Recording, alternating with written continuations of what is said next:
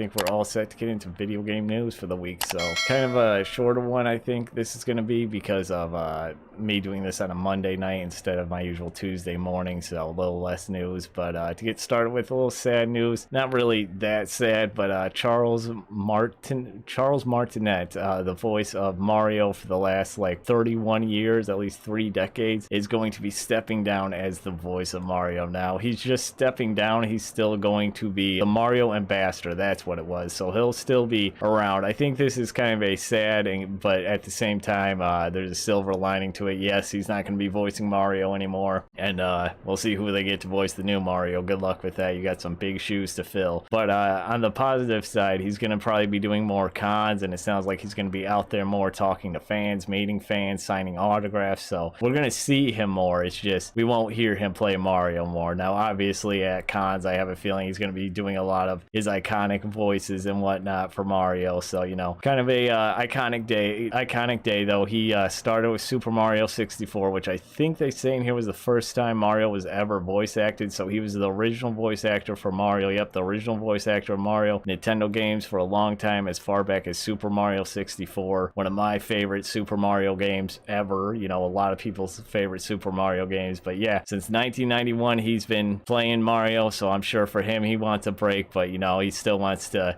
go out and appreciate the fans, so now this gives him that chance to go out and do that. So kind of sad, kind of cool though. I'm hoping next year at Comic-Con we'll see him there, and at other Nintendo things, probably see him in Nintendo Directs now announcing the new Mario games, so that'll be kind of cool. So best of luck to him, you know, really cool to that, you know, that's coming to an end, and we're gonna see him more. Hopefully they'll let him do like interviews with YouTubers and actually talk about his time playing Mario and doing the games and whatnot. I think that would be cool. Let him do a documentary about being the voice for so long, you know. Hopefully we'll see more of them out in videos and in content for Nintendo now. So an article brought up is October video game release schedule really overcrowded. So this October we have a lot of stuff coming out. There's a list of it here: the Assassin's Creed Mirage, Forza Motorsports, Spider-Man 2, Super Mario Wonder, City Skyline 2. Oh, I wonder if that's going to be the last Mario game he voiced. Oh, that's kind of cool. I did not intentionally do that, I just realized that. But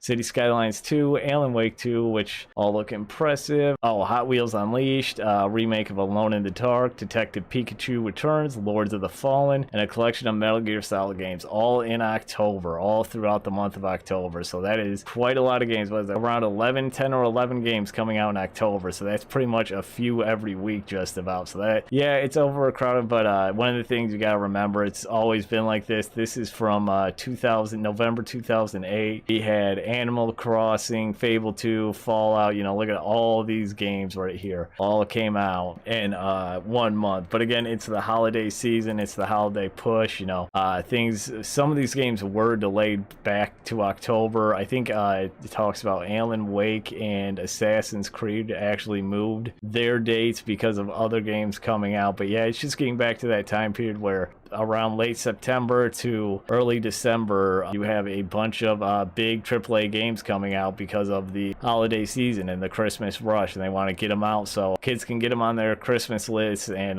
parents can get them with either Black Friday deals or some kind of deal for the holiday season. So you know, that's mainly what it is. And with COVID gone, I think it's just the industry getting back to its norms. This is how it used to always be. They said this is November 2008, so literally a month-ish before Christmas they're releasing all these, mainly because, you know, that's when the market is the hottest, and that's when people are most likely to buy games or buy multiple games. But my recommendation, and kind of this article's recommendation, is to, you know, just pick and choose what you want. My other thing is, you know, you don't have to rush to get everything. Some of these things will go on sale later on, closer to the holiday season.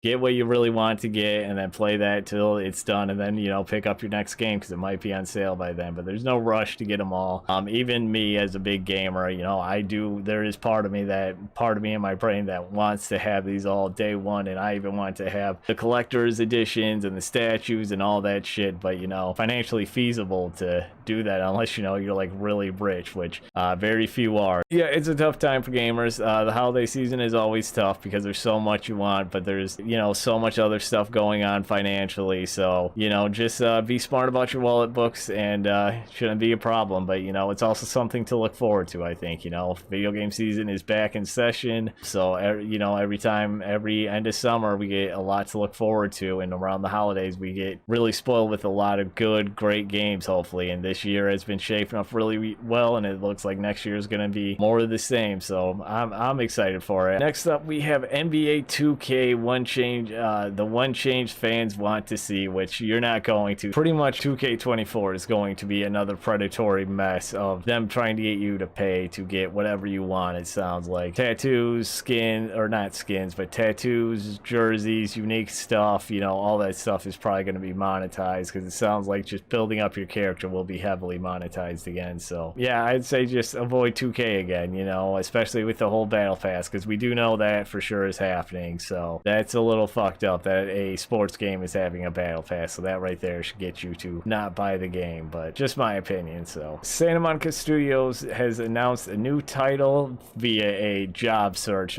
but it looks like it could be another God of War or a God of War like game. Now, I don't think Santa Monica Studios is set to do the Last Ronin Teenage Mutant Ninja Turtles game, but I could be wrong there. So it might be that, it might be the next God of War, but if so, that's going to be a real quick turnaround. Well, they are just asking for people that have knowledge of God of War and the God of War fighting system. So whatever that means, it could be another one, but they were kind of stating prior to, there's the ad for it right there, they were kind of stating prior to the release of Ragnarok that was going to be the last of Kratos' journey. So it might be Atreus' story, which I think would be cool. You know, Kratos has been the main character for how many games now? Like all together, like what, 8, maybe 9, maybe more if you count the handheld ones. But still, so I think it's time that, you know, he kind of hangs it up. I think it'd be cool if he's a side character. Again, I haven't played Ragnarok, I don't know how that ends, so please don't spoil that for me. I think it'd be cool if they are working on Atreus' game and it just had God of War's combat style, since that's kind of what was unique and good about that game. But we'll see. As of right now, it is just job postings out there asking, you know, again, for people that know the systems and would be willing to come work with them on a video game. So could be God of War, could be something completely new using the God of War combat system, which, you know, wouldn't surprise me either with how good that combat system was. I have played the first God of War, what was it, 2018 one? But either way, I did play the original PS4 God of War, so I think either one is a really good idea and could be a really good idea or proposition for the gaming industry. So just have to wait and see. I'll keep up on this. But yeah, Santa Monica Studios has something coming out God of War related, and kind of something that if you've been on Twitter, you've probably seen this quite a bit. A leaked Starfield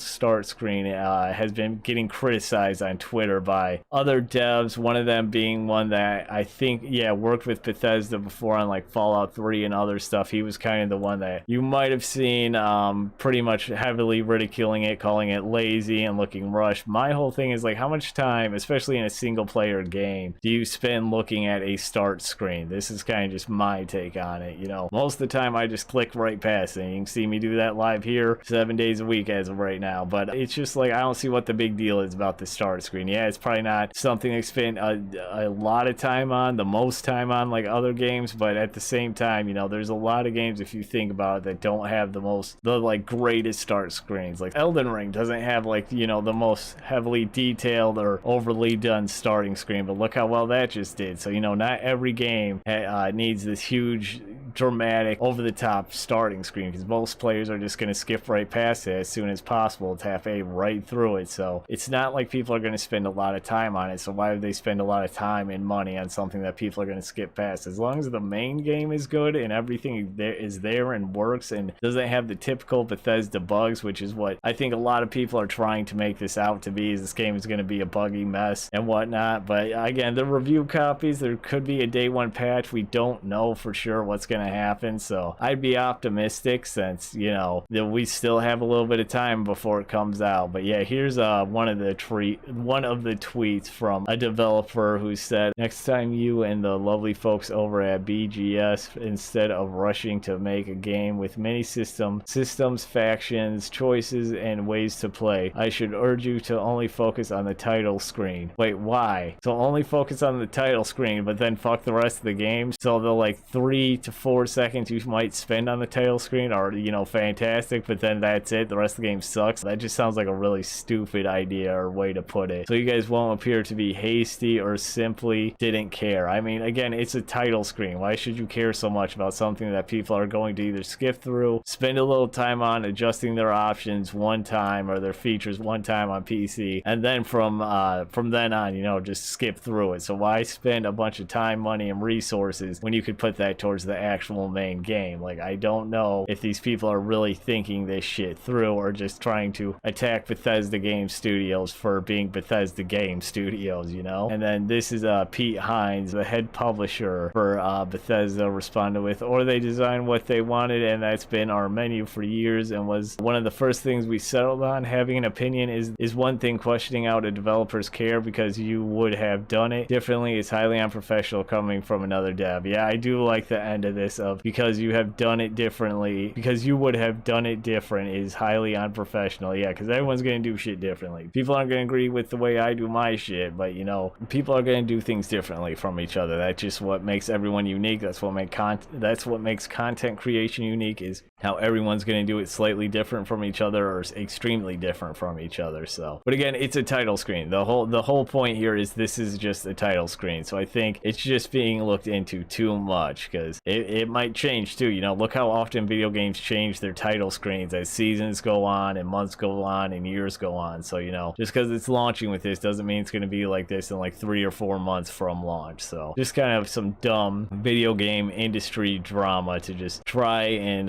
possibly knock down a good game. We don't know yet. We'll find out. I will be playing it when it comes out live here. So, you know, if you want, make sure you're subscribed and have that bell turned down so you know when I'm streaming that live here. So yeah, anyways, final one. Overwatch 2 director has addressed the review bombing that happened on Steam that we talked about either last week or I'm pretty sure it was last week. But yeah, the game launch had 15,000 user reviews, but only 9% of those submitted were positive. So really bad, really bad. But again, most of these had to do with the PvE not being what it was, kind of all the broken promises from Blizzard and whatnot. So rightfully so, people had the right to be banned. Now again, I still like the new season. I think it's season 6. Yeah, so I really like season 6. I've been still having fun with it. I do think there are things that need to be addressed. I do think the PvE, especially if you didn't pay for it, is kind of boring and you don't get much out of it. So it's one of those things where, yeah, now you got to pay another $15 just to get the full PvE, which isn't what they were promising. It's just kind of fighting bots. With every difficulty, the bots have bigger health pools. So not the greatest thing in the world. They tried, I guess, but it should have been what it was. You know, you should have delivered on your promises, I guess, is what people are pissed about. But yeah, his response was, we also launched on Steam last week, and although being review bomb isn't a fun experience, it's been great to see lots of new players jump into Overwatch 2 for the first time. It's kind of concerning because that kind of makes it seem like, you know, he looked at, you know, he's acknowledging the review bombing, but he's looking the other direction from it and just looking at the numbers and how many new people signed up, when you should address both, because a lot of those people pretty much just signed up to give you a negative review and tell you how pissed they were that you're still lying to them and not giving them what you promised years ago. But anyways, our goal with Overwatch 2 has been to make the game more accessible than ever for more people than ever before. Many of the reviews on Steam mention the cancellation of the much larger component of PvE that was announced in 2019 as one of their primary reasons for dissatisfaction with the game. I get that the announcement was about an ambitious project that we ultimately couldn't deliver. But yeah, he's pretty much just, you know, saying, yeah, we know you're pissed, we know what you're pissed about, but we can't really do much about it. So it's kind of unfortunate, but you know, if you like Overwatch's PvE, you know, now might be a good time to get into it. So I wish he had more stuff to say. If we can't turn back the clock, what can we do? He wrote, we can keep adding to and improving Overwatch 2 OW2. This is how we move forward. Yeah, I mean, at the end, he kind of brings it back. It does sound like they're trying to bring in more maps, heroes, game modes, missions, stories, missions and stories as long as you pay for them, events, cool cosmetics and features. Please try to make those cool cosmetics free to some extent, or easy to acquire to some extent, because some of the store's kind of getting ridiculous and out of hand and a little confusing as well. You know, like I've said before, I do think it's taking a step in the right direction. It does sound like they know they have to shake things up and move in a different direction that at least fulfills somewhat on their promises from the past. So, you know, I do think there's a possibility to bring this back. I hope so, but we'll see. Like I said, I like the new season, but I understand people's frustrations when a company tells you they're finally going to give you a story mode with things to do in it and a progression tree and ways to mess with your favorite heroes, and then they completely scrap all that and give you kind of the bare bones of that. So maybe they can build into that and get it back to where it was, but it's going to take a lot of time now. Kind of unfortunate, but that will wrap it up for this week. So thank you guys so much. If you're new here, make sure to go down below, like I said earlier, subscribe, hit the like button if you enjoyed, hit the bell so you know when I'm live every day, usually mid-afternoon, depending on where you live. Also links down below in the description for everything: Twitter, Discord, TikTok, all that good stuff. Go down there, follow me, join, be part of the community, send me stuff to react to on Thursday or Friday nights. We'll see how the week goes, but yeah, send me stuff to react to live on here. Of course, the